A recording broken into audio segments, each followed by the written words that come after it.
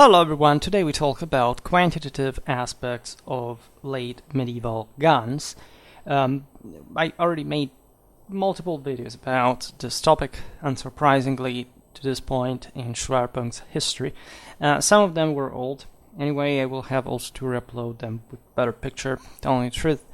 However, there is something about medieval artillery or artillery warfare in the first place where you can find all the the references to the arm and similar videos to this one, because we look normally at other aspects like the making of these guns, the logistics connected with them. So it's not even just the organization of the various artillery parks in especially early modern, late medieval times. So we already know what we're talking about. We talked about the doctrine of employment, and the quantitative aspect has, of course, always a relevant place in military history, because it's not much about how updated the technology is, but really whether it's good enough, or you have enough of it, your system can support it in a way or another. You have an adequate doctrine of employment, an effective organization, again, logistics, supply chains, the markets, the manufacturers, what's your control on that. So these are all questions that actually elude the military sphere as such, per se, right, from a conceptual point of view, because that invests just tactics, strategy. I mean, not even logistics belongs to the art of war, properly meant. But as you understand, they're all intertwined at the same time. So, also the slow, gradual, impact that firearms made in late medieval warfare, right? And consider that guns took essentially half a millennium before they were first used on battlefields to take over, like as the main arm, right, for the infantry, chiefly. Today we'll talk mostly about artillery, but not only, because gunners began to be important tactically, doctrinally, to use maybe an anachronistic word for those times, from the 70s, the 80s of the 14th century. We will see this also in other videos dedicated specifically to them. For a long time, the traditional or counterweight, torsion, whatever, technology artillery was more effective than guns, right? That is also relative, of course, to the aforementioned factors like the availability, what kind of target are you employing these weapons against, and all this stuff. But let's say that firearms simply are integrated alongside the existing artillery to create what artillery made. At that point, it would keep making for a very long time still, just as a sort of saturation effect. Like, there was, of course, a structural, a material damage that you were meant to inflict to the fortifications, but such damage could be quickly repaired, and then the destructive potential of these weapons is not much connected with the performance of the single pieces, but mostly their concert, right, their collective employment, as always, and in a, mostly in a tactical sense, meaning that bombarding the walls of a settlement was functional to the cover of the assault troops that were attacking in that moment. There were different, we know very few actually how this happened precisely. There was a very complex and wide declination of combinations. Obviously, you wouldn't shoot against the same walls that were being climbed, right, by your guys to get in, right? But covering, for example, like a wall section you had to storm or a breach, whatever, while there was a tower just next to, that position, with the acceptable degree that also misfire or friendly fire, etc., could happen, right? There were kings killed, like by the explosion of their own cannons, things like that, was acceptable enough to suppress the enemy fortification, to destroy at that point in a surgical way with an important degree of accuracy, especially with the trebuchet, the counterweight mechanism could be well calibrated, a single structure or another.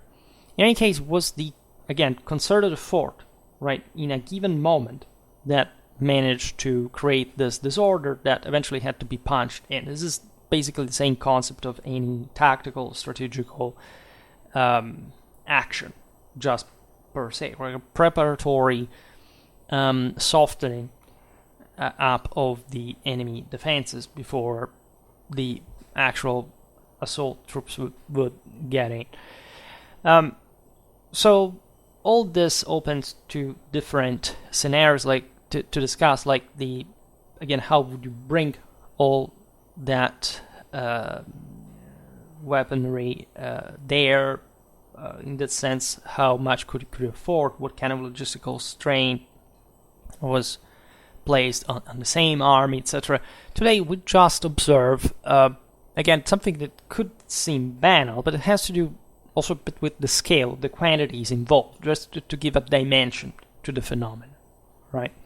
Because for a long time, the artillery pieces were not just small and ineffective, albeit on the latter aspect, you always have to reason in terms of an integrated effort with other weapons, and the fact that if there were such weapons, they were not technically ineffective, right? If you found them, you know that they had a specific purpose and use, right? So initially there were also a few, right? So that's why you can imagine that, the difference between that and some counterweight or torsion equivalent was there always, right? Also just as available pieces, an option. What do I do? Do I commission a gun or a trebuchet or whatever? Just as for this other traditional types of artillery, of course, there was a hierarchy. Every piece was unique, practically. So that there would be few kind of giant pieces and a plethora, an immensity actually, of smaller ones. It would be surprised of, and there is technically no difference even with handguns to some degree, right? The musket, for example, was born out of a mobile artillery in the late Middle Ages, the early modern era.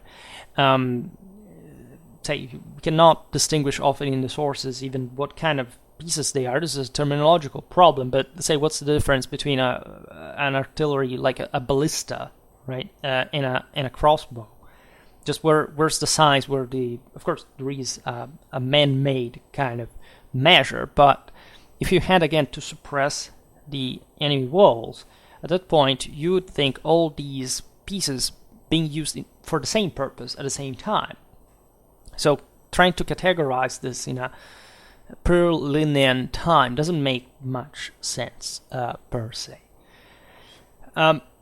Say from the 60s, the 70s of the 14th century, however, many Western cities and practically all the great powers had an arsenal on their own, right? At the moment you see cannons really coming in, like especially for defensive, because these were weapons used mostly during sieges, right? Also for defense, not just for the attack. The field employment was, in this sense, rare. That Crécy is normally credited as the first famous battle, at least in which some bombards were used in open field without an evident, fortified target of some sort. This could be also profitably criticized, but consider this, that the medieval armies were all aiming, at the end of the day, the largest ones, to seize strongholds during the campaign, right? So they habitually marched, and even more with these weapons that could be even cast in the camp by some degree, but of course, they, just to speed up things, most of them were just collected and and done, right? At best, they would mount them on some other, some wooden skeleton or something. They also the pointing systems were that complex, empirical, whatever. But say in Europe in general, in some of the places where this are documented the earliest, which doesn't necessarily mean that it was a great difference in the time this technology had spread all over the continent, is the first decades of the 14th century. Right, there are places that are much better documented, so you know much more easily whether there was a gun or not. But as we've seen, for example, in the video about the late medieval Scottish army organization, even in that Celtic fringe, essentially every Scottish nobleman had a gun, right, to defend his modest castle, right? And it was completely normal. So never make the mistake of thinking that technology is something you have to structurally and deterministically have a certain level of development for beyond which you cannot afford to have the stuff. Technology is just already known from the 13th century, or God knows even before, probably. How you could apply it proficiently to warfare, just having a adequate doctrine of employment, etc. It's a bit of another story. And that's in fact the beginning of the 14th century, but it would have not been strange to see something already at the end of the 13th occasionally. But it's mostly a matter of defense. And for obvious reasons, because the kind of equipment that was used to besiege cities would include artillery itself, and that's interior reason, because you want to have, and it would exist normally a symmetry in that regard. They also have to smash actually other fortresses that are built all around the city during the siege. So it makes a lot of sense.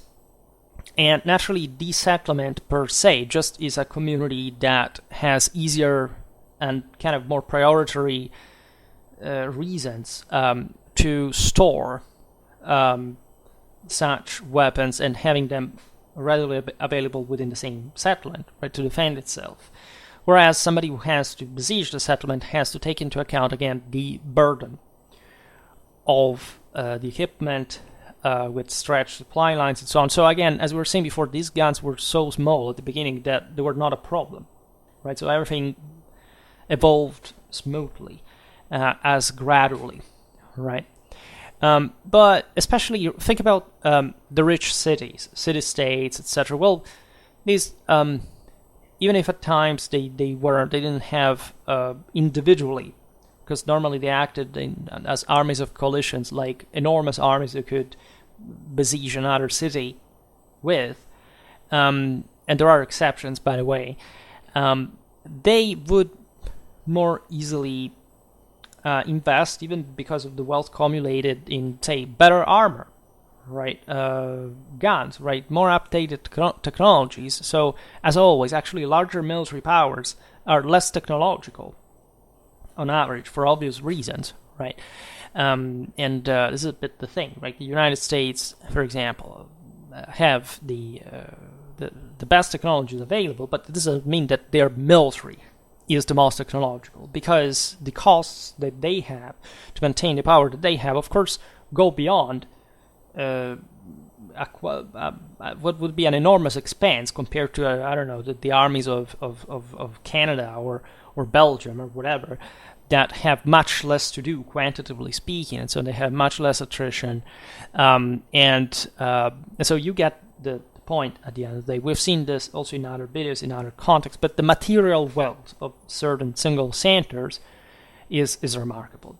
The larger the armies, however, also the more likely the presence of guns in the just proportionate, because as we said, those were the ones who had to storm castles,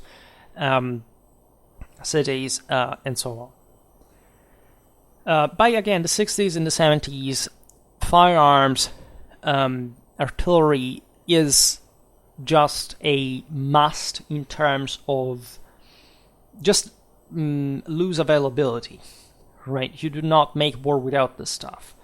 They are great for smashing, creating cover, disturbing, and all this stuff.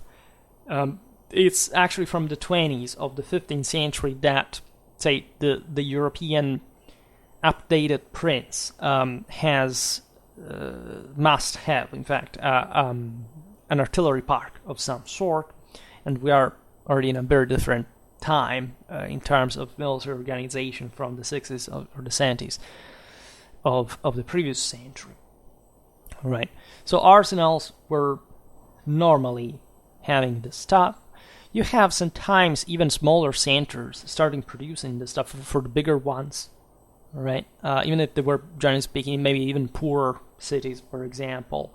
Of course, all that area of Europe that is more bourgeois is in a way or another is the most artillery equipped, right? But not to great difference. Again, technology without doctrine is zero in the first place. The Flemish, for example, have a lot of artillery. That's also where most of the one of the Burgundian state would come from, because it was just readily available. But the Flemish armies are, repeatedly defeated throughout the entire period, and guns, even in large quantities, evidently weren't not nearly, and they would never be decisive as such.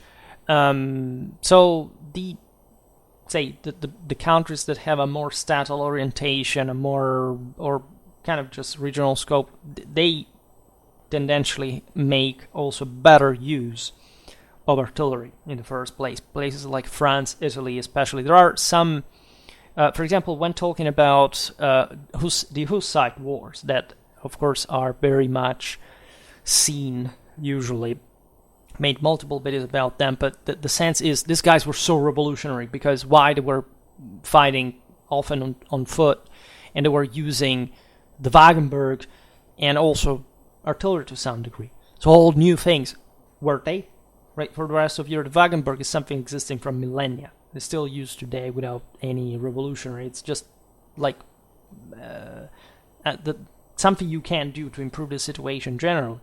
Fighting on foot also depends, in that case, just like the English during 100 Years' War, the fact that there was no actual tactical advantage, and so they preferred the defense.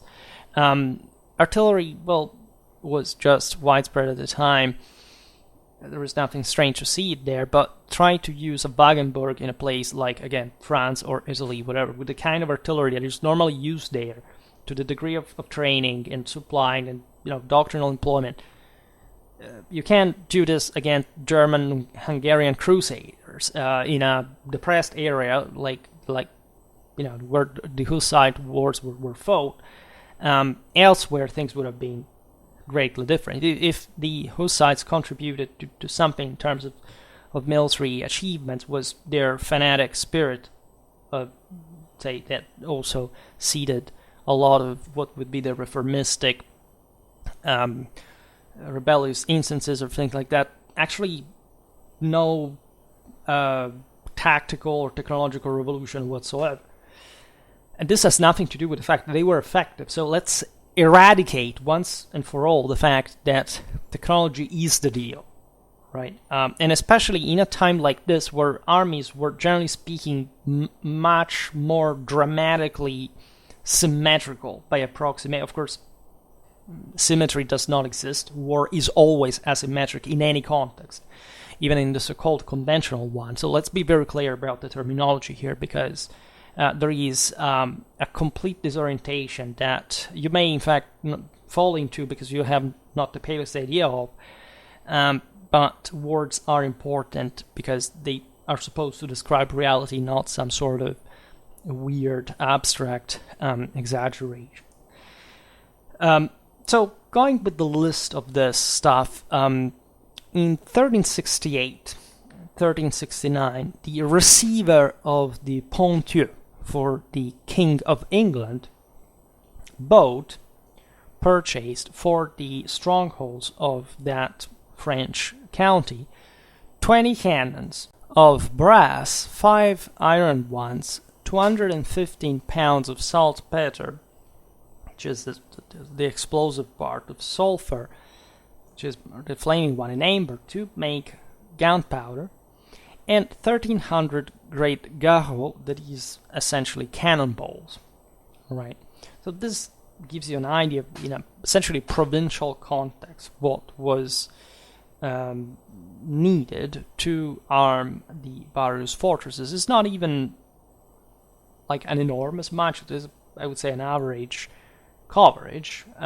Here, however, you understand that the system is already centralized, right, for at least the expenses and the provisions of this armament. And the amount also of ammo here is not spared. It's a good equipment. For the French expedition of 1372, the English government provided 29 cannons and 50 pounds of saltpeter. This is also what basically equates to a campaign's need, right? Which is roughly equivalent to what you must have, for defending, as we've seen, a provincial dimension. So that's the degree of punch that you want to concentrate in an invading army. And consider that the English were, as you know, roaming France far and wide, right? So this was a contained but still effective, especially the English had, even about the traditional artillery, an early centralization of the royal assets, right, with the actual artillery, the various the ammo, right, that had to be also standardized to a degree now, right, more than before. In the same year, 1372, the castle of Lille in northeastern France had 59 pounds of powder, 652 of saltpeter, and 114 of sulfur, right, showing that you would have already some, like a minimal list of powder say right, already to essentially to ignite, and this other, the raw, say, material still to combine in store, right? Because the most expensive thing here was saltpeter, first of all, right? That was even before the ammo, the gun, etc. That would cost more because it was also and simply more difficult to make, right? To find. There were ways, also up to very recent time, modern contemporary warfare, in which you had to scratch it from, I don't know, some canteens or etc. It's a matter of market, right? That's what makes the cost, of course. It's the demand, the availability, who would procure it, etc. In 1380, the Flemish city of Ghent bought 70 firearms, right? Ypres 52 in 1383.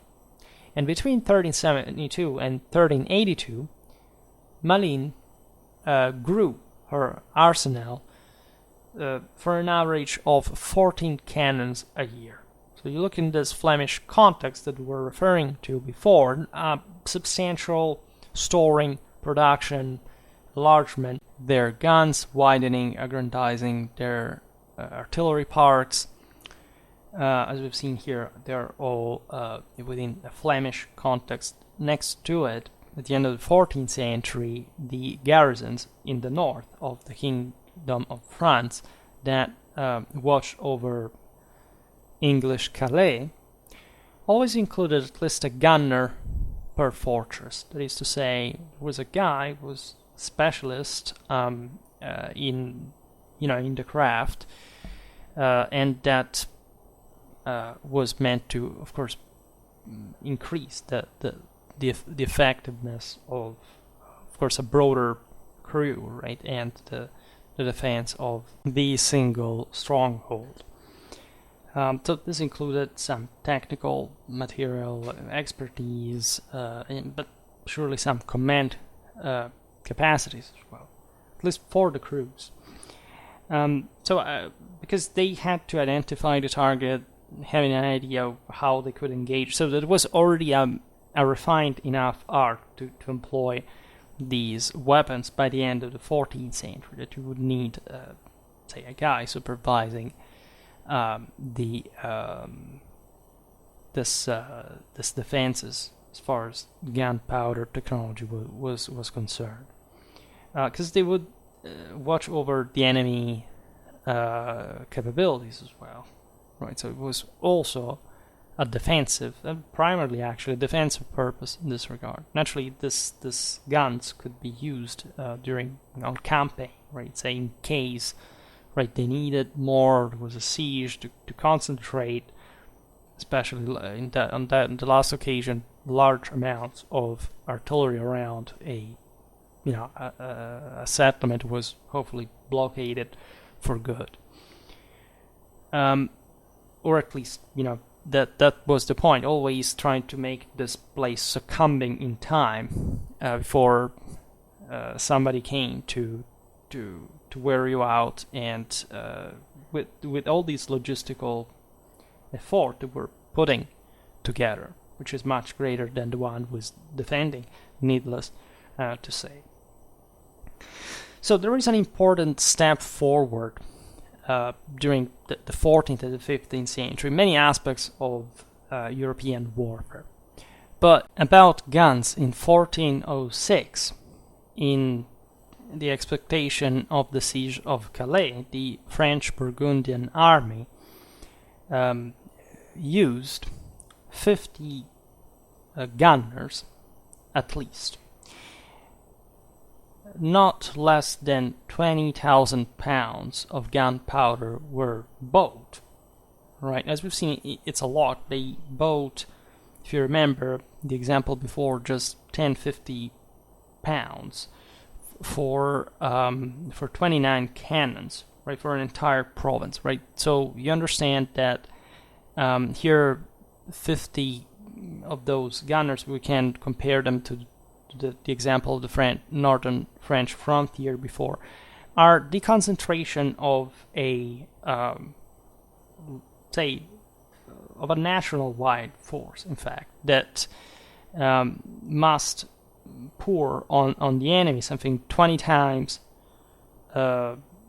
greater, at least, or depending on the amount of guns. Here were probably more than the ones we have seen to just defend, right?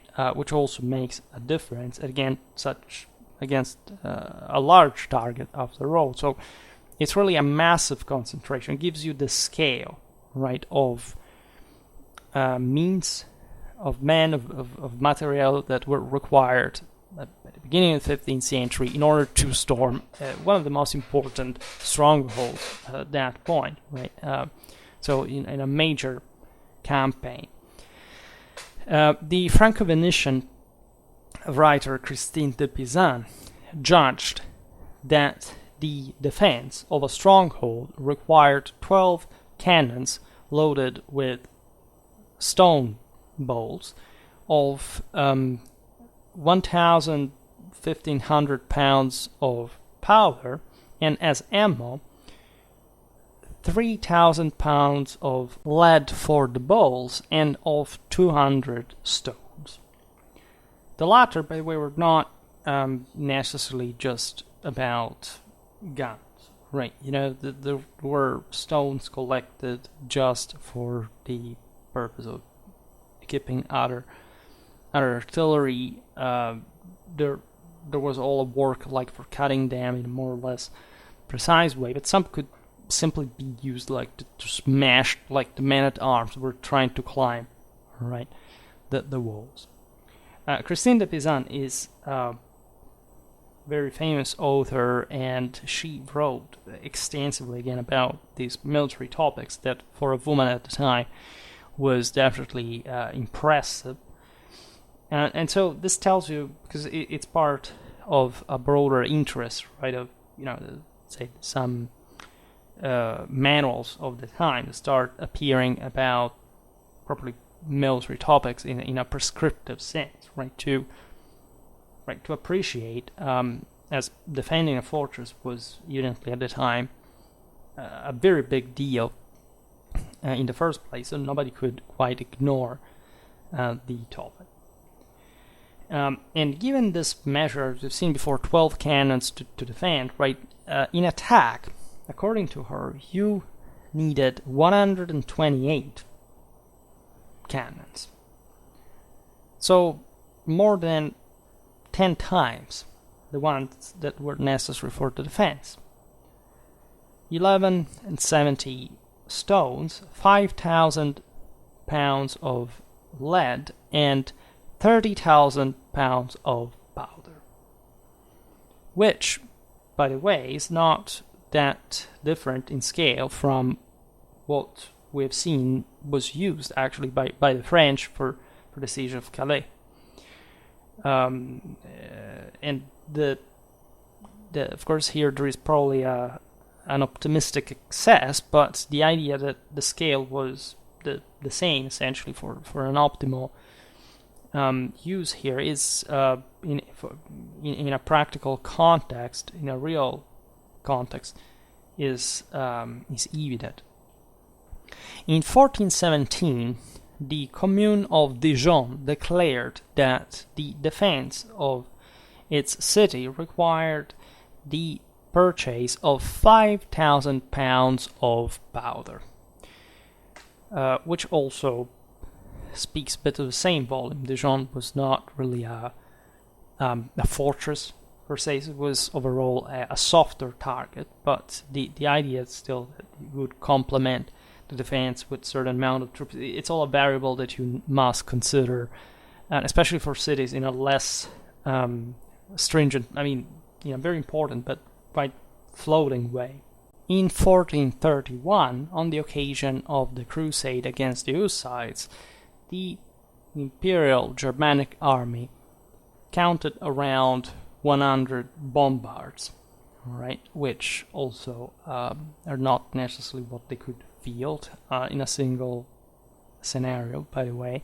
And the Hussites, by the way, were quite good also at eluding, right, the enemy, or say attacking him when he was unprepared, and or nesting on difficult terrain where they could be safer from those fires we were recalling at the beginning of the video.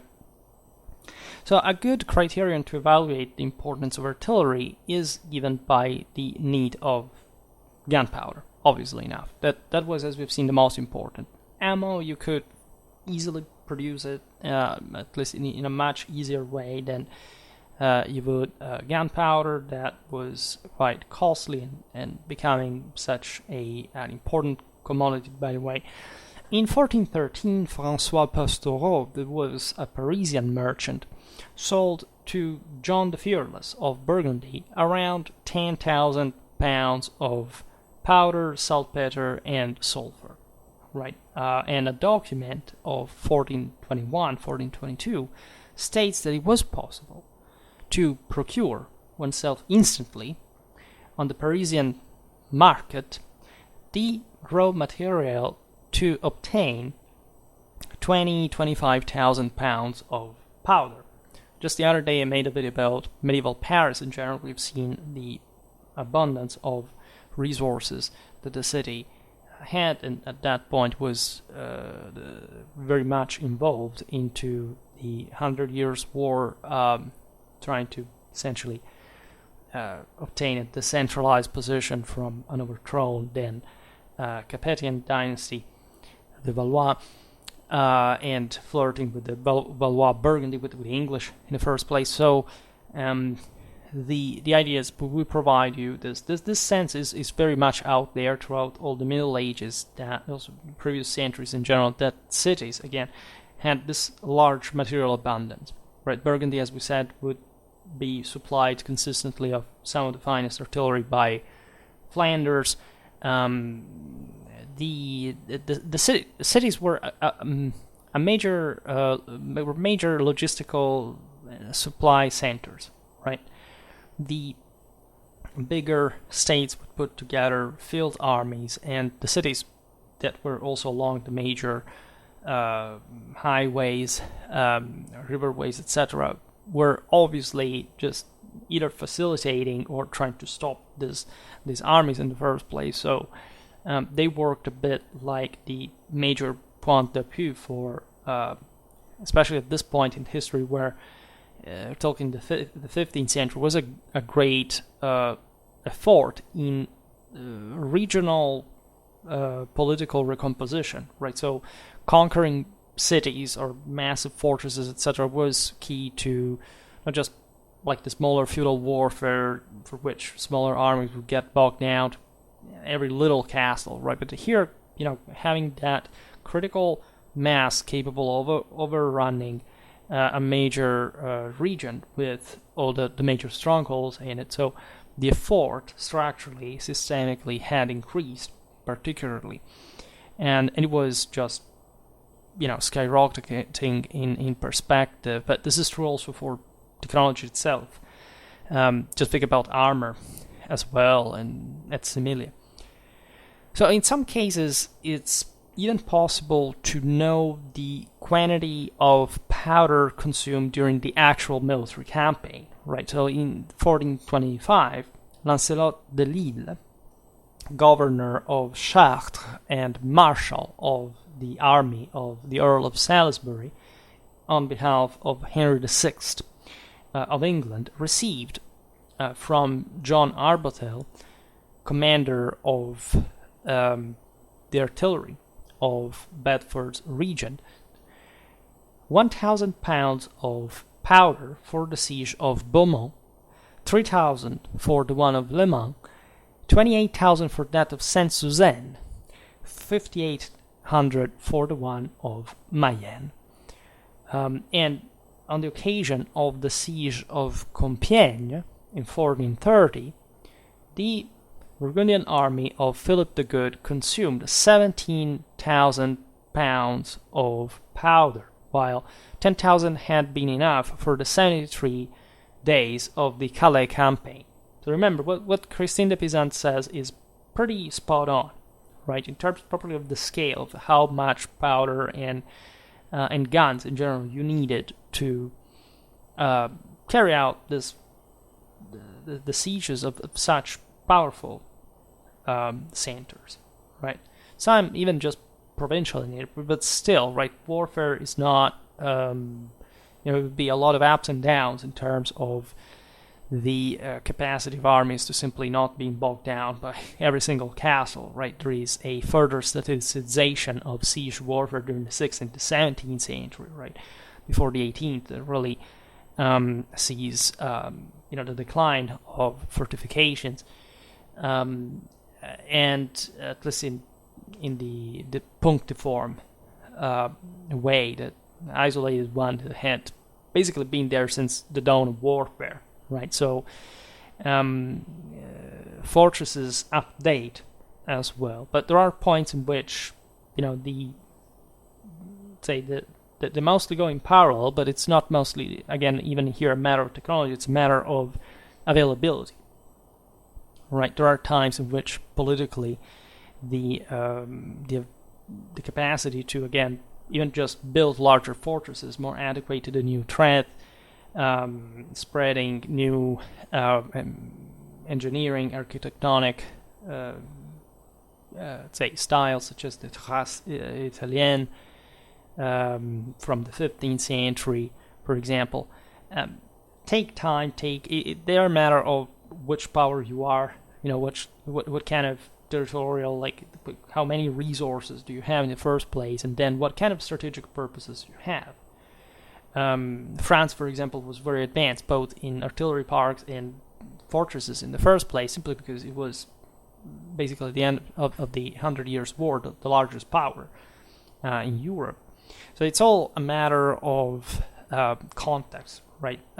Countries go at different speeds, different stuff happens, different wars are fought, right? The Wars of the Roses didn't basically touch the country in terms of destruction, because they were basically just brawls among noblemen. They had to knock each other out for dynastic reasons.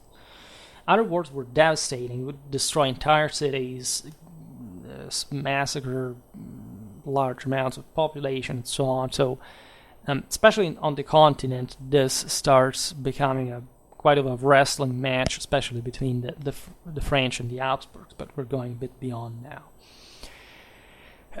In any case, this quantitative progression is evident from the mid-15th century onwards, and much has to do, in fact, with the aforementioned French recompaction expansion.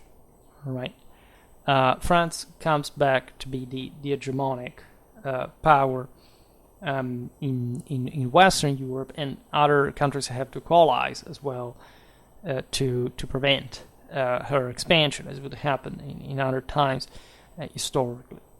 So the preemptive of the Ordinaire de l'Artillerie roughly quintuplicated during the reign of Louis XI. By the way, I made a video about him, right? And that's exactly the moment in which France starts taking everything back against other powers and needing.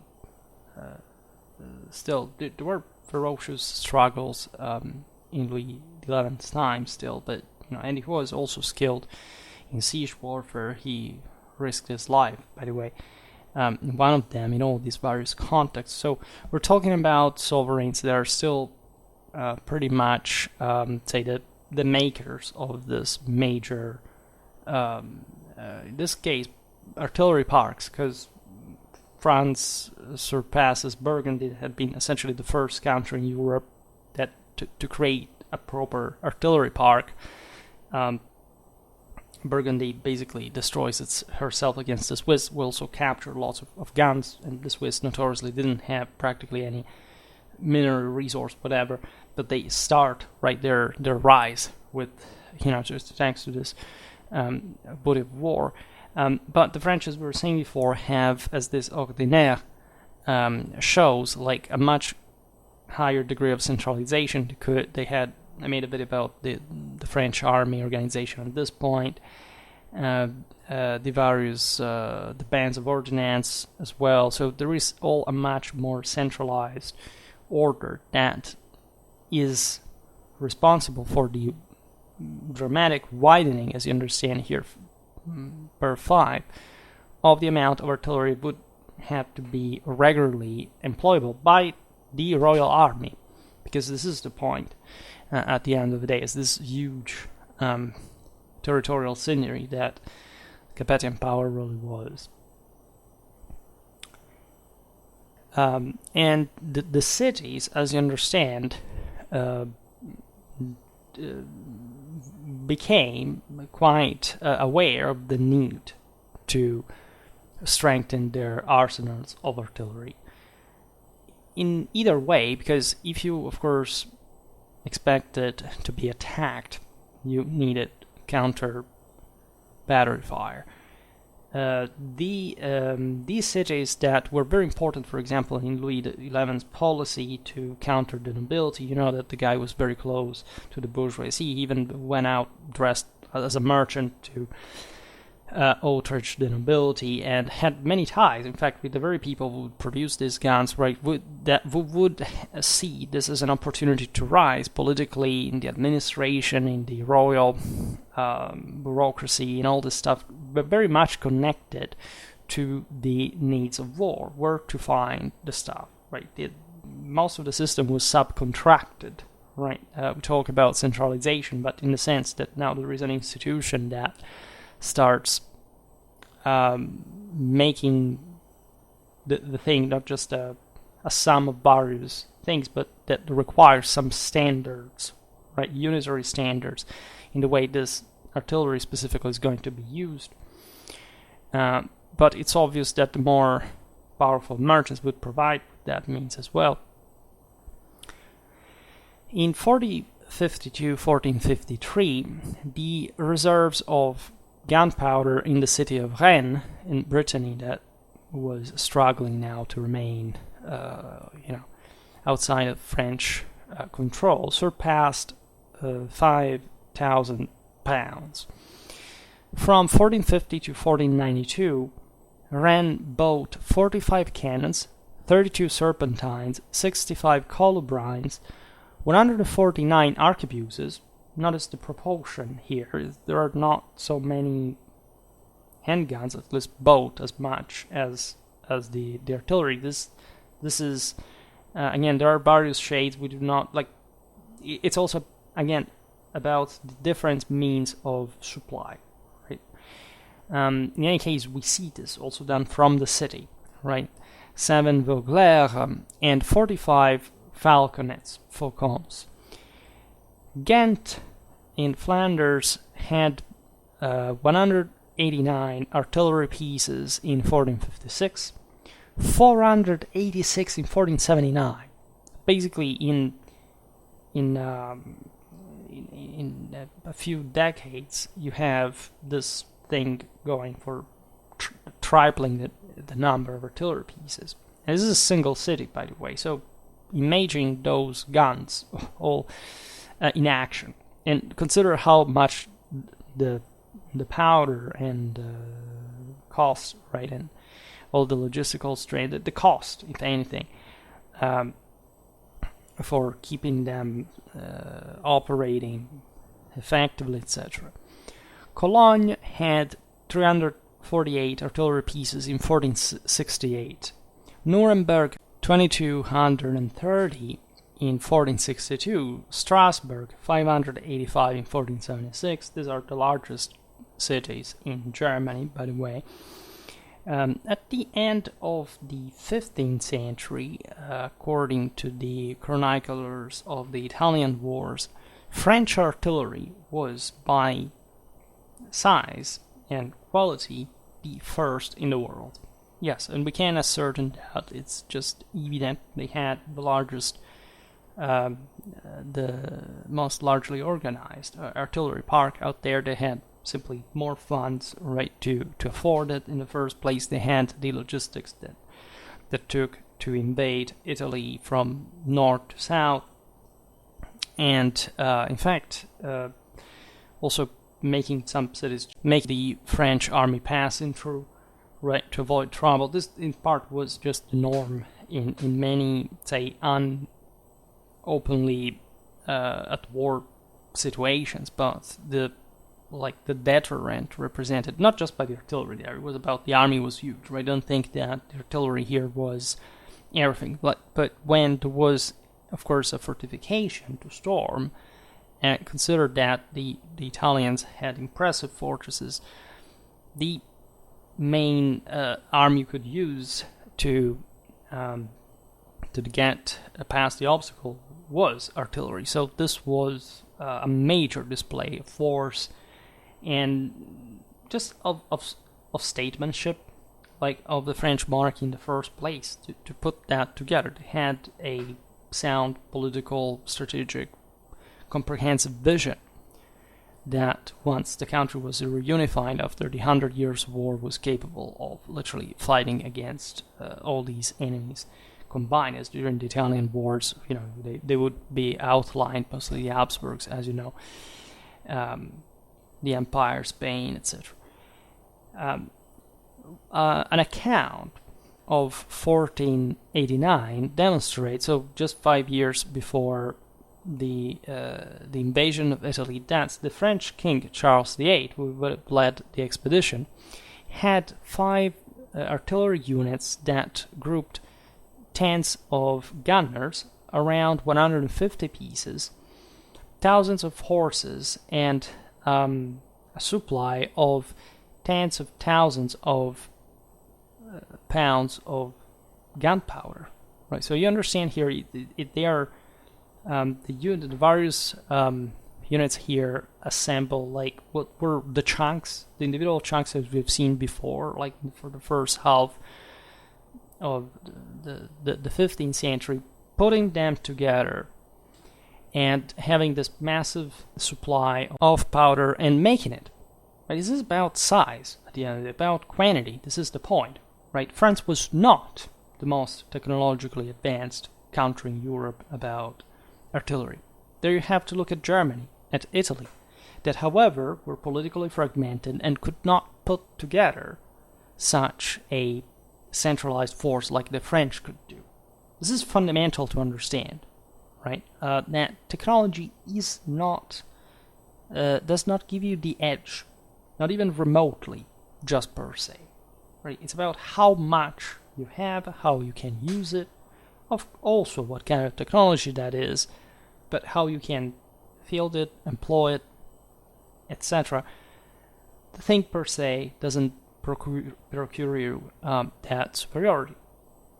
As we were saying before, you could have individually richer centers that could invest even more in technology per se and selling it. But the adequate doctrine of application on a larger scale was not up to normally those polities, because they didn't move armies the size of Charles VIII in 1494. In 1489, the expenses for artillery constituted the 8% of the comprehensive military wants of the French monarchy, against the 6% of 1482. These were increasing, right? This, of course, had to do also with technology, right?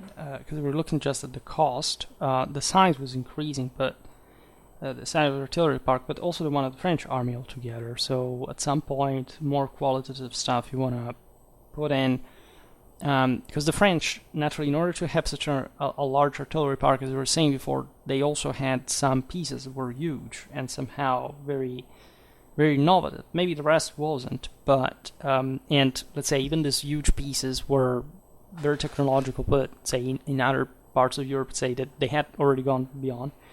But that would make the thing, and still there is the greater need of technological improvement of some sort.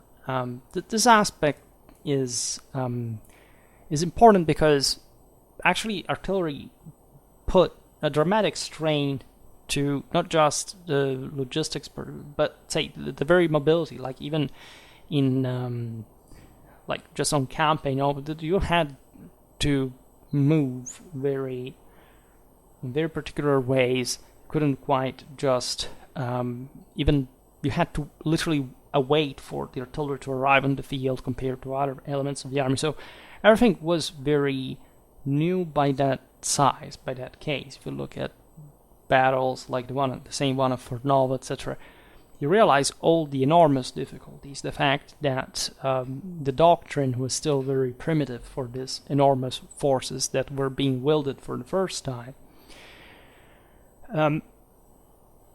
So coming back to Brittany that we already saw before, such duchy, I made a video about medieval Brittany, by the way, if you're interested, was, as we said, quite concerned about its artillery park. An inventory of 1495, so immediately after the rejoining of France, right, enumerated 770 pieces that evidently were not just created at that point, but had to do with, the time of independent power, subdivided in 15 squares, right, which is remarkable, also because Brittany was not particularly advanced place in general, right, so this is still a lot. Naturally, they were concentrated mostly at the border with France for obvious reasons. Perhaps with some exaggerations, Olivier de la Marche talks of a park of 300 pieces for Charles the Bold. It's certain, however, that 110 were fielded by the Burgundians in the campaign of Gelderland in 1472, 229 for the siege of Neuss, 1474-1475, and 130 for the first conquest of Lorraine in 1475. I made videos about the army of Charles the Bold. We will hopefully come back on it, because it's an often misunderstood concept. Like the fact that they were destroyed by the Swiss, made everybody says, "Oh my God, there must have been something so bad about this army." Well, technically there wasn't, just per se, and the advancement of Burgundy at the time was matched just in terms of military, say, efficiency in a way, and innovative ideas by the Venetian Condotta.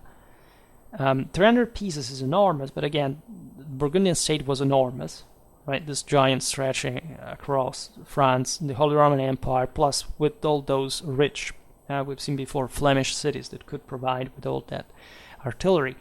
It's not strange. We're talking about pieces, they're not all alike. There's still a lot, they're still enormous, but as you understand here, by scale, in other campaigns, we see, right, hundreds of pieces used, and even though not all of this stuff was a success in the first place, but it was still, forced to be reckoned with for those who had to defend. So it was surely an impressive display. In spite of a sort of technical delay, the Italian states invested enormous sums in the new weapons. Right? Where I say technical delay compared to what I said before, meaning that Italy had, some places like Ferrara, for example, under the Este had some of the finest guns, etc. I really mean the difference that existed in the size of the pieces. Right? France would need, say, not on average, but let's say in the largest armies, of course, the largest guns. Right. The Italians had some of the finest weapons, and were also some of the earlier users of this weapons, also for infantry. From the end of the 14th century, I made a video about the Battle of Molinella, that is from the second half of the 15th, that illustrates also what is, if not the first, at least one of the first employment of mobile artillery on the battlefield. Sources credited either to the Venetians of Colleoni or to the Duke of Montefeltro on that occasion. But the battle itself explains to you why, for example, mobile artillery was needed as opposed to bigger pieces.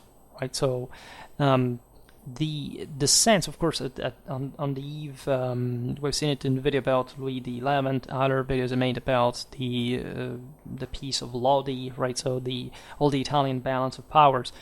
It was evident that with the recompaction of France meant bad news, especially for Italy, for a bit all the neighbors involved. But the French at least had some interest on Milan and Naples, also for dynastic reasons. And the former, the Sforza state, was by far the truest state, at least among in the peninsula. Right, it developed some of the highest degree of administrative uniformity, and so also militarily speaking, it was the strongest. Or at least it had a very heavy qualitative weight, right? The Venetians, the Neapolitans were, they also were something, really. But Milan was a bit like also the country with a greater military tradition.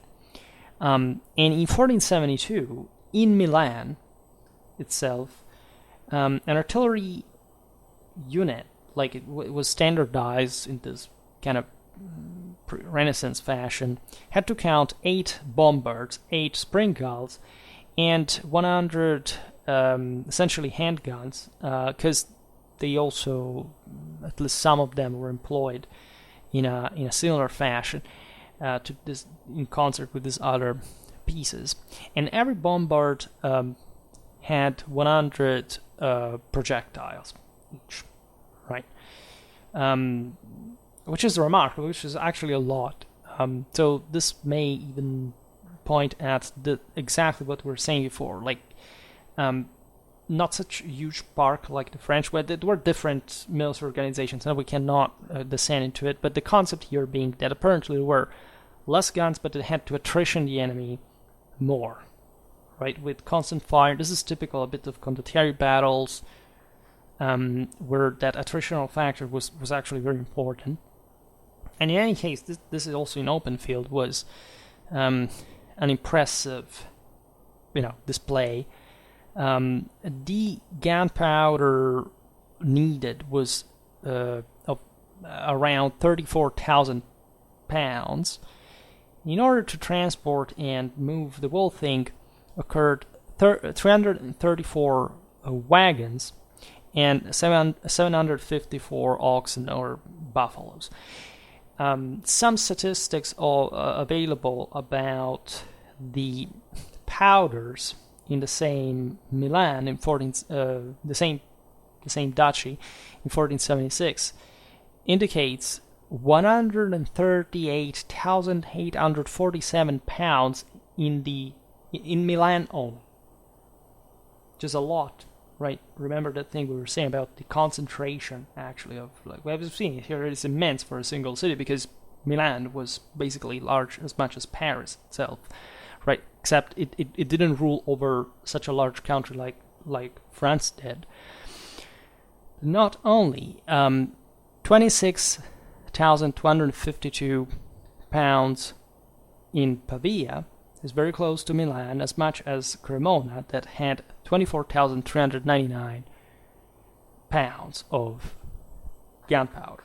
Right, so an immense exploit. Imagine everything exploding at the same time. Like,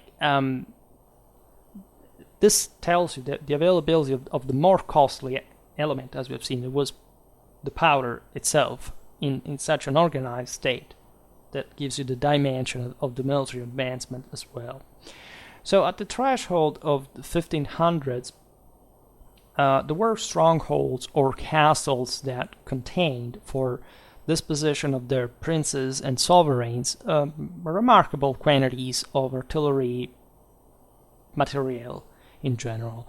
321 pieces, properly artillery, 1,039 barrels of powder, saltpeter, and sulfur, 4,624 projectiles were present in the Castelnuovo in Naples alone. Right, that was a massive stronghold that, as you know, was built over the centuries by the various rulers of southern Italy, and this was also pretty big.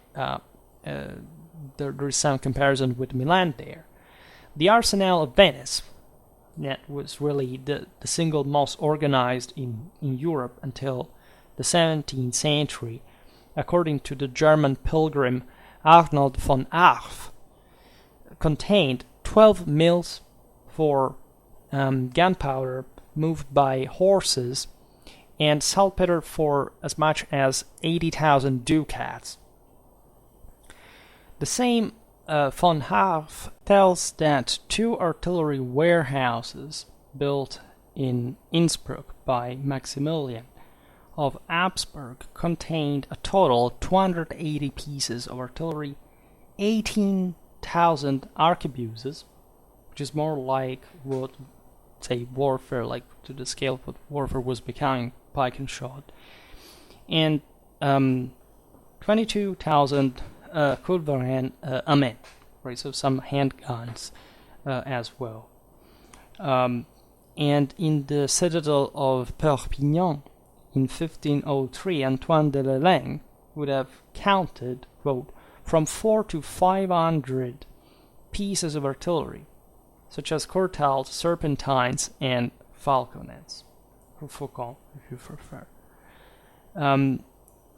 So these are all, say, arsenals of specific military powers, as we've seen. The Aragonese of Naples, Venice, Austria, still France. So these are just the largest forces, numbers put together, right? But we have also another type of source that comes from the private data. Here, even von Arf was Laleng were documenting, of course, privately, but still say, something public. But since 1470, there were some sort of, I don't know, to say that, some drafting from the bourgeois of Neuchâtel in Switzerland that were held at the graveyard, by the way, that revealing that on 523 people attending to these meetings, 100 were equipped with Culverin Amen. Now this is interesting because the Swiss, I made multiple videos about them, were very communitary about and proud, right, about their commoners' armament, right? So they came in arms, like the old Germanic tradition, taking deliberations cooperatively in that fashion. As we said, the Swiss didn't really have much technology. It seems paradoxical because Switzerland eventually became one of the most, just provided some of the greatest technologies around. But initially, again, Switzerland was nothing, right? This is one of the most successful countries in the world, but literally with nothing in their land in terms of any form of resource, right? And this tells you too how unimportant not just technology but matter is. Of course, there are many other factors, including what this land in fact really was for others to be appealing, or what was the situation abroad. So I talk about this extensively in the videos about Swiss warfare. But in any case, this fact of still coming now from 1470, right, with handguns, right, is fascinating in still a medieval context, right, to show your own manhood, your own virility through that weapon, rather than they had also cold steel with them, but that would have looked like their chief arm, at least to some, and as we've seen from Maximilian of Habsburg's arsenal, there were lots of arquebuses around. Here we are going towards, again, pike and shot, which is not pikes and just artillery, but it's also arquebusiers and so on. So there was evidently, by the end of the 15th century, no sign of like a sort of artillery burnout, in artillery development burnout. On the contrary, notoriously, by the way, the improvements continued with the same elan in the following century. In 1513, at the siege of Tournai, the army of Henry VIII of England counted 180 pieces that, used at their fullest, could consume up to 32 tons of powder a day. So that tells you also how easily exhaustible powder really was if you were to use this stuff to the top, right? Everything in warfare, like, it seems to us, oh my god, it's so much power, firearms, whatever. But actually, all this stuff, as all warfare, is calibrated to the extremes of sustainability from the side of the entire system, right? This is not just about artillery, this is basically about anything else. You don't swim in, the magical availability of resources. Here we have Henry VIII's army that, by this time was definitely not outdated. England was a bit conservative at that point, and by the mid-16th century, frankly, backwards, until the new model army kicked in 1 century afterwards. But again, also it's the army of a kingdom in Europe, right? So this tells you also what was the general potential by scales, considering smaller powers in places like, Central, Eastern Europe, whatever. And more or less at the same time, in different French cities and castles, from Boulogne-sur-Mer on the Channel up to Bayonne and Béziers on the Atlantic and the Mediterranean respectively, such as in numerous squares in northern Italy that had been conquered at that point by the Valois. The French monarchy owned 4 bombards, 2 smaller ones, 88 serpentine cannons, 38 large culverins, 86 middle culverins, 2 cortals, 254 faucons, and 947 arquebuses, right? For a total of 1,430 pieces of artillery, big and small, but still, again, up to the task, right? And just the other day we were talking about, say, Mediterranean fronts, the connection with the Ottomans, the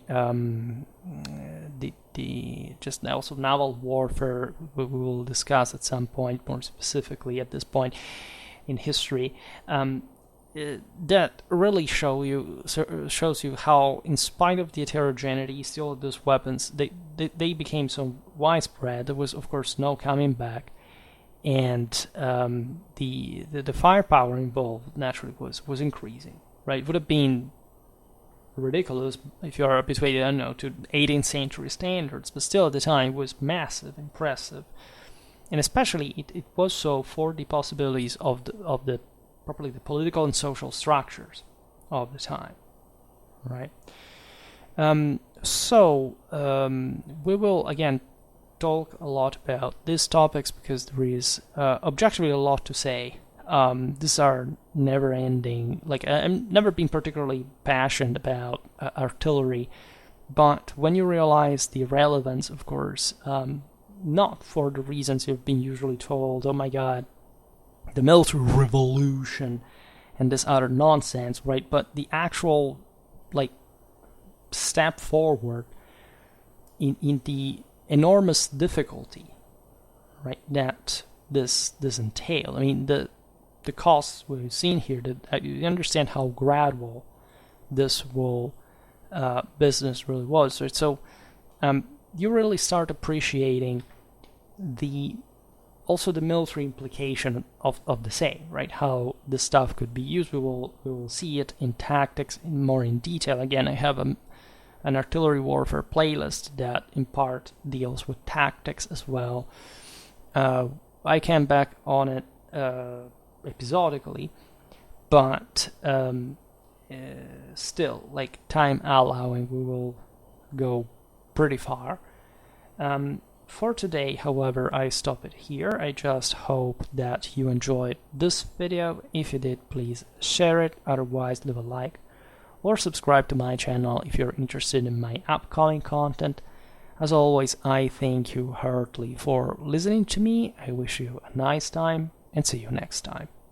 Bye.